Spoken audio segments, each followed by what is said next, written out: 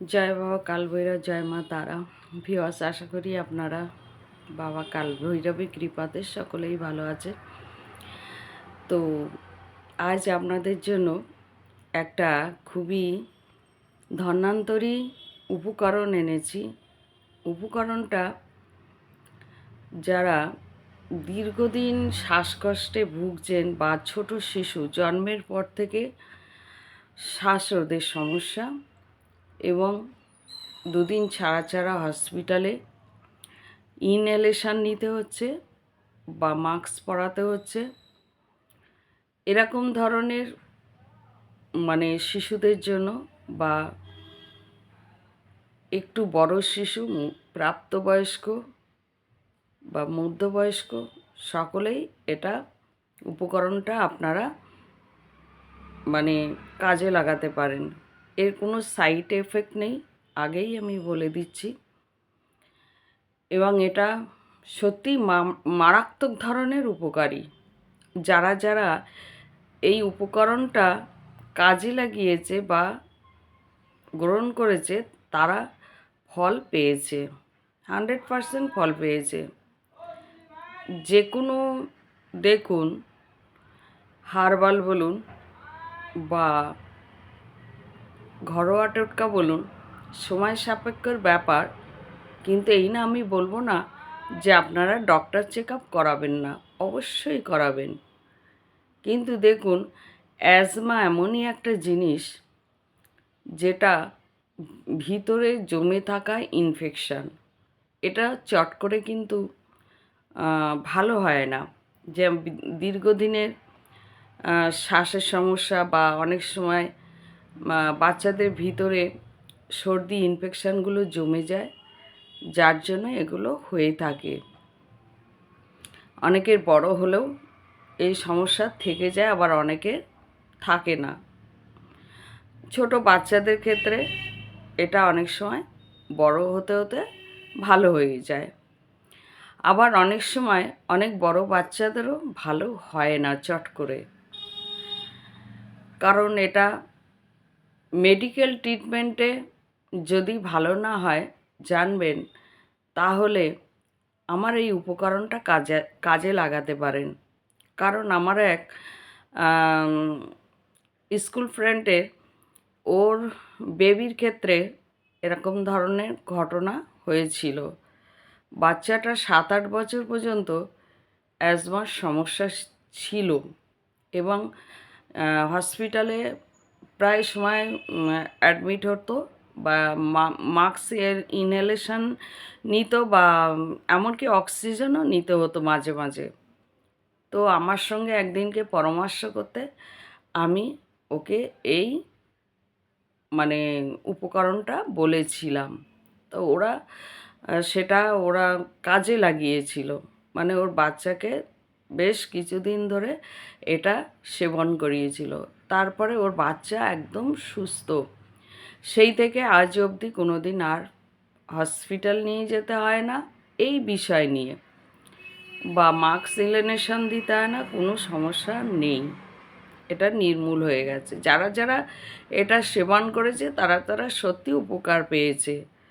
তো আশা করি ভিউয়ার্স আপনারাও এটা কাজে লাগাতে পারেন, কিন্তু এর কোনো সাইড এফেক্ট নেই। তো এই উপকরণটা কী সেবা এবার বলা যাক। উপকরণটা হচ্ছে, দেখুন আমরা তো কেশর সবাই চিনি। কেশর যেটা পাওয়া যায় এভারেস্টের কেশর, কাশ্মীরের ভালো কেশর, দুবাইয়ের কেশর। কেশর অনেক কোয়ালিটির হয়, সবথেকে দামি এবং ভালো জাতীয় কেশর আপনারা নিয়ে আসবেন। ওটা 1/2 গ্রাম বা 1 গ্রামের দাম অনেক নেয়, অনেক মূল্যে নেয়। তো যাই হোক, সুস্থ হতে গেলে সেটুকু মূল্য তো দিতেই হবে।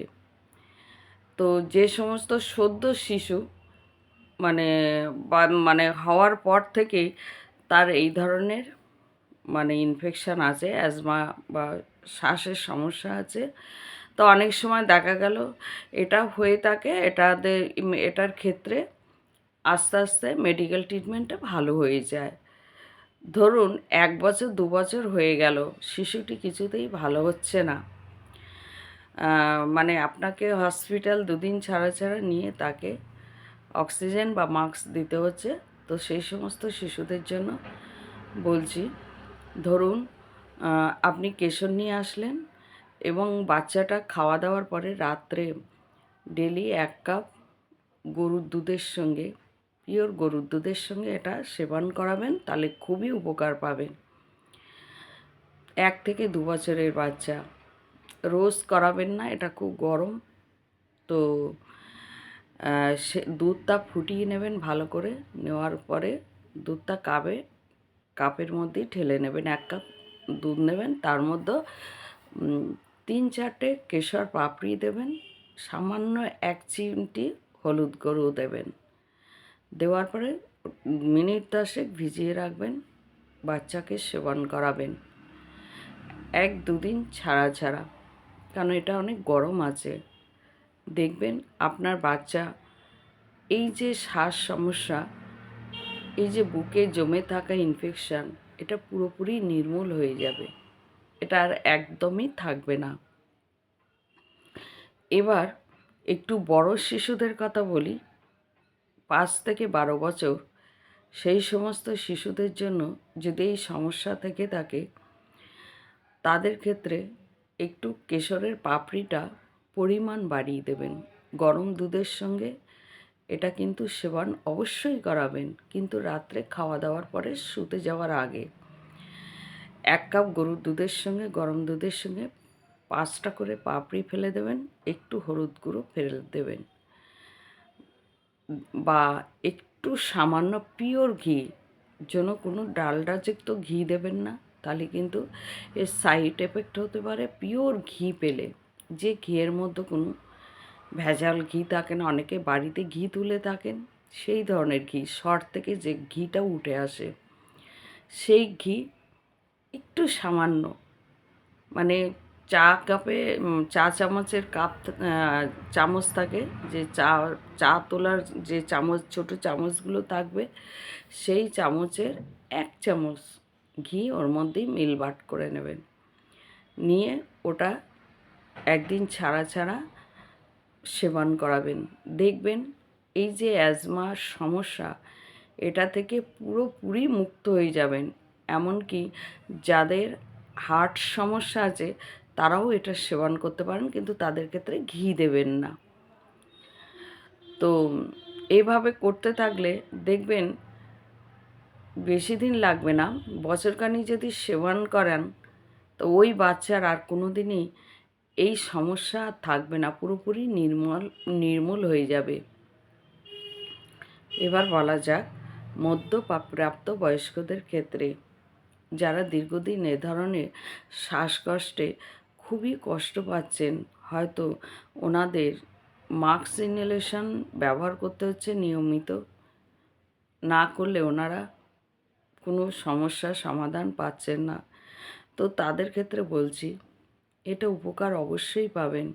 তাদের ডেইলি 5 থেকে 6টা পাপড়ি ওই গরম দুধের সঙ্গে মিশিয়ে 1 চামচ করে হলুদ গুঁড়ো মিশিয়ে ওটা সেবন করবেন।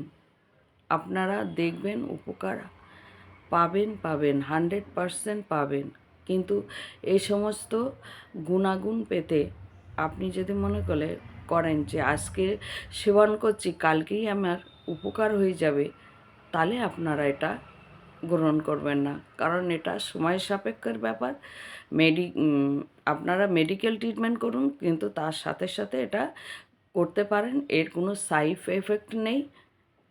এটা করলে 100% ভিতর থেকে ইনফেকশান নষ্ট হবে বা নির্মূল হয়ে যাবে, এটা আমার পরীক্ষিত প্রমাণ।